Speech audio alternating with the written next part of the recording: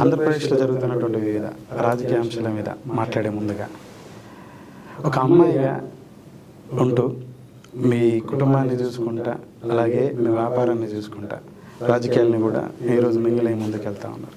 అసలు రాజకీయాల్లోకి రావాలని ఎందుకనే ఆలోచన వచ్చిందంటే? రాజకీయంలోకి రావాలని అయితే రాలేదండి. నేను అభిమానించే నాయకుడు కేవలం అధికారం వస్తే మనం ఎంతైనా చేయొచ్చా, ఎలాంటి వ్యక్తినైనా హ్యూమిలియేట్ చేయొచ్చు, వెటకారం చేయొచ్చు. అసెంబ్లీలో కూర్చుని, అసెంబ్లీ అనేది ఒక దేవాలయం లాంటిది. రాష్ట్ర ప్రజలను పరిపాలించడం కోసం అక్కడ చట్టసభలో చట్టాలు చేసుకుంటూ రాష్ట్ర ప్రజలకు సంబంధించిన విషయాలు మాట్లాడుకునే ఒక మహాదేవాలయం లాంటిది. అలాంటి చోట్ల కేవలం కించపరచడానికి, కేవలం నైతికంగా అపోజిషన్ పార్టీ వాళ్ళని దెబ్బతీయడానికి, హేళన చేయడానికి నడుస్తున్న అసెంబ్లీ సెషన్స్ గురించి ఎక్కడైతే ఆంధ్ర రాష్ట్రంలో చంద్రబాబు నాయుడు గారు అనే వ్యక్తి అసెంబ్లీ కట్టి రాష్ట్రం విడిపోయిన తర్వాత ఇక్కడ నుంచి పరిపాలన మొదలవుతుందనే చోటే ఆయన్ని అదే అసెంబ్లీలో ఒక నేల మీద కూర్చోబెట్టి ఇది నీ పరిస్థితి అనేట్లు వెక్కిరింపుగా చేసిన ఈ జగన్మోహన్ రెడ్డి ప్రభుత్వంలో ఉన్న నాయకుల సైకోతనం గురించి బయటకు వచ్చి బలం విప్పాలి అనిపించింది. ఆ రోజు విప్పినప్పుడే నాకు తెలుసు, ఎమ్మెల్యేగా ఉండి, మంత్రులుగా ఉండి, ముఖ్యమంత్రిగా ఉండే అంత సైకోయిజం చూపిస్తున్నారంటే వాళ్ళ కార్యకర్తలు కూడా చూపిస్తారు అని ఒక తెలుసు నాకు. సో అన్నింటికి సిద్ధపడే నేను అభిమానించే నాయకుడి కోసం కేవలం ఓటేయడమే కాదు, మనం ఆయనకు అండగా నిలబడాలి. ఆయన జరుగుతున్న అన్యాయం కదండి, ఆయన చేస్తున్న 14 ఏళ్ళ ముఖ్యమంత్రిగా ఉన్న వ్యక్తిని అంత హీన స్థాయిలో చూస్తున్నప్పుడు ఆయన గొప్పతనం ఏంటో ప్రజలకు చెప్పాలి, వీళ్ళు ఏదైతే ఆలోచన చేస్తున్నారో అది కూడా ప్రజలకు చెప్పాలి అని చెప్పేసి ముందుకు రావడం జరిగింది. సో నా పొలిటికల్ ఎంట్రీ యాదృచ్ఛికమైనది, ప్లానింగ్ అయితే లేదు. కుటుంబ నేపథ్యం ఏంటి? కుటుంబంలో ఎవరైనా రాజకీయాలు ఉండేవారు? పూర్తిగా రైతు కుటుంబం మాది. రాజకీయాలు అంటే ఏమీ లేదు. ఊళ్ళో గ్రామాల్లో రాజకీయ పరంగా తెలుగుదేశం పార్టీకి జెండా మోసిన కార్యకర్తల బిడ్డలనే మేము. మా నాన్న తెలుగుదేశం పార్టీ కార్యకర్త, మా తాత తెలుగుదేశం పార్టీ కార్యకర్త. సో రాజకీయ నేపథ్యం అనేది మా కుటుంబంలో రైతు బిడ్డని. మా తాతయ్య రైతు, మా నాన్నగారు రైతు. సో రైతు కుటుంబం నుంచి వచ్చిన రైతు బిడ్డని. ఎక్కడ మీది అండి?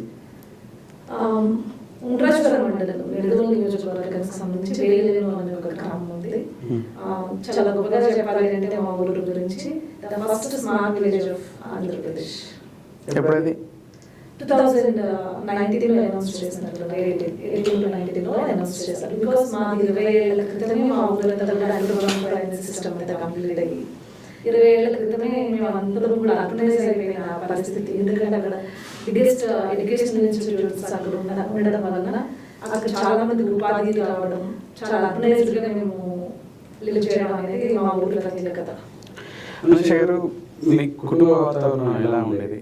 అంటే మీరు పిల్లప్పటి నుంచి పెరిగిన వాతావరణం ఏ విధంగా మీరు తయారవడానికి దోహదపడిందా? మీ గ్రాడ్యుయేషన్ కంప్లీట్ అయ్యేంత వరకు మీ ఇంట్లో పరిస్థితి ఎలా ఉండేది? పూర్తిగా నాకు మా నాన్నగారు ఇచ్చిన స్వాతంత్రం అనేది, ఒక పల్లెలో పుట్టిన ఆడపిల్లలకి ఏముంటుందో తెలిసిన చదువు, ఇల్లు లోకంగా ఉంటుంది. కానీ మా నాన్న ఏంటి అంటే, ఆడపిల్ల అంటే కేవలం ఇంటికే పరిమితం కాదు, నువ్వు వెళ్ళు కబడ్డీ. నేను కబడ్డీ డిస్ట్రిక్ట్ వరకు నేను గేమ్స్ ఆడాను అనమాట. ఏది ఆడినా పర్వాలేదు. ఈవెన్ ఎట్లా అంటే మా డాడీ కొంచెం ఎట్లా ఉండేవారు, మా ఊర్లో పంచాయతీలో కబడ్డీ పోటీలు జరిగాయి అనమాట. పోటీ జరిగితే వేరే ప్లేయర్స్ ఉండేవాళ్ళు. మేము మ్యాచ్ విన్ అయిన తర్వాత మా డాడీకి ఒక ఇది, ఏ మగాడైనా వచ్చి తన కూతురు ముందు ఆడారు అనే ఒక గర్వం మా నాన్నకి. సో నా గురించి అంత ప్రౌడ్గా ఫీల్ అయ్యేవారు అనమాట, నా కూతురు ఎవరు ఇది చేయలేదు. సో ఇంత స్ట్రాంగ్ మైండ్ రావడానికి, లేకపోతే ఇంత నేను నా చుట్టూ ఇంత జరిగిన కూడా నేను తట్టుకుని చూడడానికి కారణం మా ఫాదర్. ఒక అమ్మాయిని ఒక ఫాదర్ కనుక అట్లా పెంచితే, తనని స్ట్రాంగ్ మైండ్గా పెంచితే ఎలాంటి పరిస్థితుల్లోనే నిలదొక్కునే ఒక మైండ్ సెట్ అమ్మాయికి వస్తుంది. నాన్న చనిపోయినప్పుడు మీరు చాలా బాధపడారని ఒకటి ఉంటుంది. ఎలా అసలు ఎలా చనిపోయినా? నాన్నగారు ఎలక్షన్స్ టైం ఉన్నప్పుడు మాకు ట్రాక్టర్స్ ఉండేవి. సో ఊర్లో ట్రాక్టర్ అంతా చూడడం, దమ్ములు చేయడం, మళ్ళీ నైట్ వచ్చి ఎలక్షన్ క్యాంపెయిన్ చేయడం, ఫుడ్ ఉండేది కాదు సరిగ్గా, పాపము నిద్ర ఉండేది కాదు. నైట్ ఎలక్షన్ క్యాంపెయిన్ చేసేవాళ్ళు, మార్నింగ్ ఈ చుట్టుపక్కల ఊర్లకు ఉన్నది మేజర్గా మా ఫాదర్ అనమాట. అందులో తగ్గట్టు పేదవాళ్ళకి బాగా హెల్ప్ చేశారు. సో సర్కారు రైతులు అన్నారు కదా, వాళ్ళందరికీ చూసుకోవడము ఇవన్నీ చేసేసరికి 4-5 days ఆఫ్ గ్యాప్లో ఆయనకి స్ట్రెయిన్ అయిపోయి స్ట్రెస్ అయిపోయి హార్ట్ అటాక్ వచ్చింది.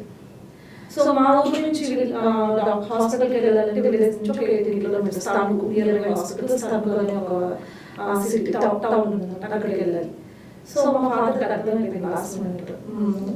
అరవి డాక్టర్ వచ్చి ప్రైమరీ చేసిన is not going to be అని చెప్పేసి, సో ఆయన నన్ను పిలిచి పక్కన, నాకు అప్పుడు 14 years చెప్పారు, ఇంకా తమ్ముడికి ఏం తెలియదు, అమ్మకి ఏం తెలియదు, కుటుంబంలో నా తర్వాత చూసుకోవాల్సిందంటే నువ్వు, మనం ఎవరికి ఎంత ఇచ్చాము, మనం ఎవరికి ఎంత ఇచ్చారు, మొత్తం అన్ని చూసుకుని ఫ్యామిలీని చూసుకోవాలని చెప్పేసి ద లాస్ట్ వర్డ్, నేను చనిపోతే నువ్వు కదిలి పెట్టదు, అమ్మని తమ్ముని ఎంత బాగా చూసుకుంటావో అనేది నీ మీద ఆధారపడింది, కాబట్టి నా తర్వాత నువ్వే అని గుర్తుపెట్టుకోవాలి. ద లాస్ట్ వర్డ్స్ ఆయన చెప్పి నా ఒళ్ళోనే చెప్పలేదు, నా ఒళ్ళో నుంచే ఆయన హాస్పిటల్కి తీసుకెళ్ళారు, దానిలోనే ఇదైపోయారనేది చెప్పారు.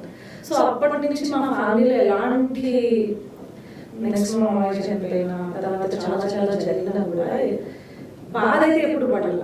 మా నాన్న చెప్పిన చావులు కూడా ధైర్యంగా ఉండి మనం పోరాడితే బ్రతుకు అనేది మా నాన్న చెప్పిన ఒక సిద్ధాంతం.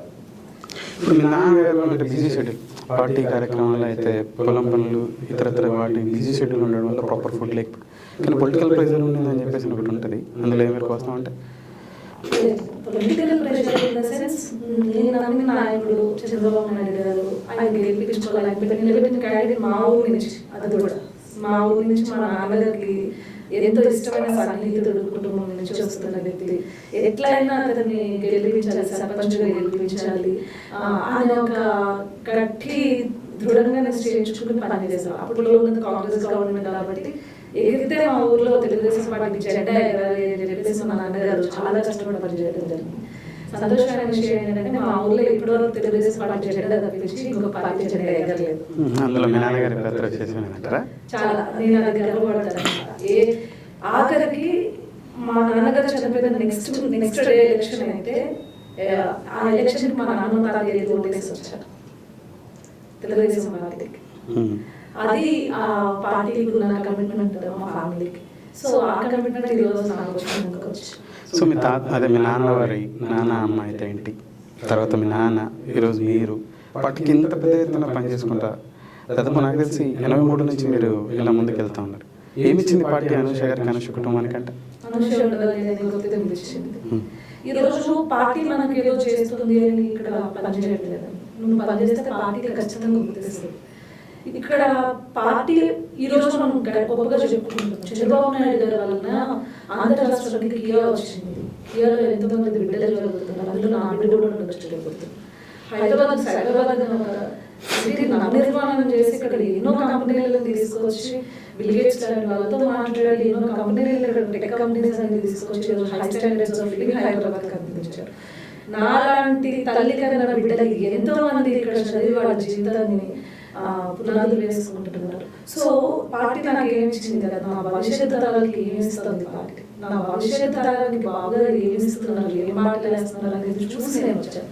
సో నేను గర్వంగా చెప్పుకుంటా, పార్టీ నాకు ఇచ్చినా ఇవ్వకపోయినా నేను పార్టీ కోసం ఎలా ఉంటాను, నేను చచ్చిన నా సేవ మీద పార్టీ కంటూ ఉంటుంది. ఇట్లాంటి మాటలతో ఇట్లాంటి చాలా విన్నా, ఇంతకు మించి మాట్లాడినటువంటి వ్యక్తులు అంటే ఒక అమ్మకు అబ్బాకు పుడితే ఇంకో పార్టీ మారరు, ఇంకా అది ఎంత ఇష్టం వాడు, నేను చచ్చిన కండుగానే ఉండాలి మరో కండుగా. మీకంటే పెద్ద పెద్ద స్థాయి వ్యక్తులు, పెద్ద పదవి చేపట్టిన వ్యక్తులు.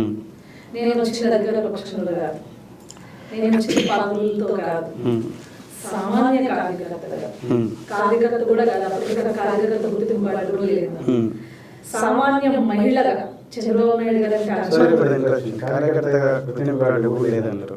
83 నుంచి తెలుగుదేశం పార్టీలో ఉన్నారు, మరి గుర్తింపు కార్డు తీసుకోవాలంటే నేను నాదే పార్టీ అనుకున్నప్పుడు గుర్తింపు కార్డు ఎందుకు?